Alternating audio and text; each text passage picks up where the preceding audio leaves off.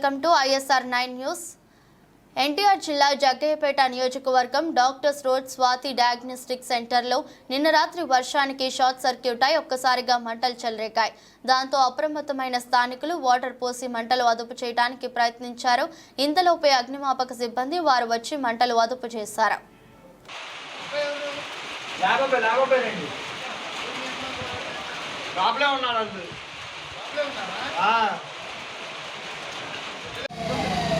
ఇక్కడ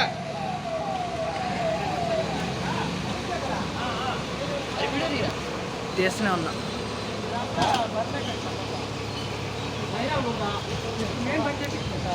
వాళ్ళకి ఫోన్ చేసి కరెంట్ వాళ్ళకి లైన్ బంద్ చేసి